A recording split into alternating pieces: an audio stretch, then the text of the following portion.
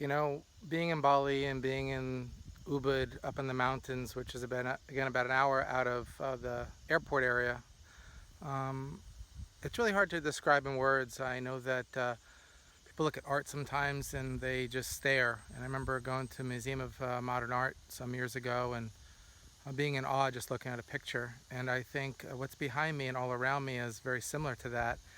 Um, And I think the word is, I know it sounds really woo, but it's sublime, where you just don't want to do anything but just look at it. And walking through here and seeing butterflies, beautiful dragonflies with red tipped tails, it's just astonishing. And the little fish living in the ecosystem here, it's extraordinary. Sorry about it, it's kind of sunny today.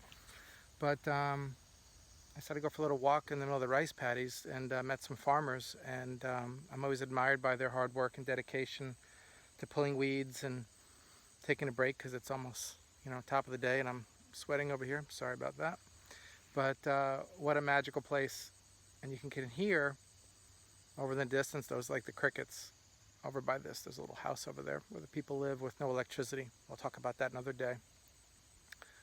But looking how Bali and the people have really had, managing water. If up there's the mountains, I don't know if you could see, but there's some mountains over here. I would say they're like the West Bali Mountains, and you can't see Mount Agung in the distance. So it's actually a little overcast today. It's actually a little hazy today. It's not as clear as it was yesterday, but yesterday was busy. But just to see how they've been able to manage water and create this system that actually feeds the whole island through all this water, which to me is just amazing. And this cooperative that they have to take care of the land and to manage the water rights and how they help each other out. And as I walk around, I see people, like the farmers moving a little bit of mud around and reorientating the water through their paddy. So they kind of self-regulate when they know to kind of open the dam or close the dam or open the dike, so to speak. And they're out there again early morning and at nighttime, basically, trimming these pathways here through the rice paddies and making sure they're trimmed. And it's just a beautiful thing. And I really hope that they preserve this because I think it's really important. And as we're at this is about month 2 of the rice, and when they first planted it, when it was, 1 or 2, I would say little stalks, for lack of a better understanding of the actual terminology, to how it's really bushy today is just fabulous. And they have their kind of scarecrows out here, as you can see right there, to kind of keep the birds away. Because I've been told as the rice starts to come out, and you'll see the rice fields go from a green to like a yellow, that the birds will come in and they'll want to eat everything. And I guess that's why they just plant a lot of it, and they know that some of it's going to be eaten by the animals. But anyway,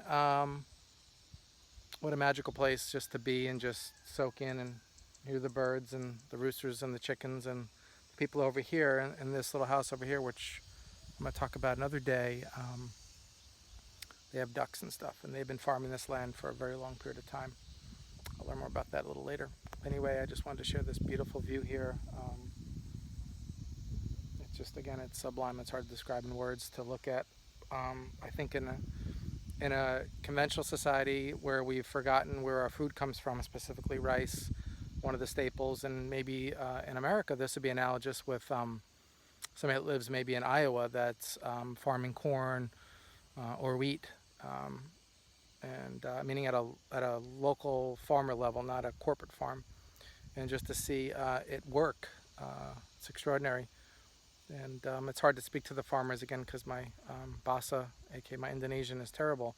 But I get the joy of technology. I can pull out Google Translate and they can say something, I can spell it, and then I could kind of interpret the words, and they'll smile when I think I've hit the right words. Anyway, just wanted to share this with you today. I'll just give you a little view of how beautiful it is. If you ever get a chance to come out and support a local community like this, whether it be supporting a local farmer, supporting agriculture, I think it's really important. We have to get our food from somewhere, and I know food isn't made in a box, and I think we all need to, again, do our best to support the farmers. And we can all say that science is going to save us, but I think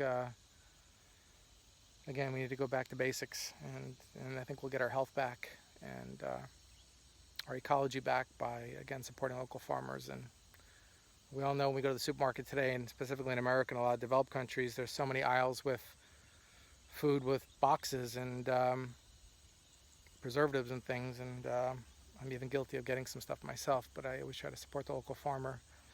And I think the more we do that, the more we support that sector of the economy, the better our food system will be, and the less we'll have to, I think, depend on the symptoms of not eating good food and spending time in the doctor, where food should be our medicine. I don't know who wrote that. I think it was some Greek dude named Hippocratic, like the Hippocratic Oath, right? Forgive me for not knowing that. You think I would know that at this point in my life. Anyway, food is your medicine is the bigger message. Have a beautiful day. We'll take care.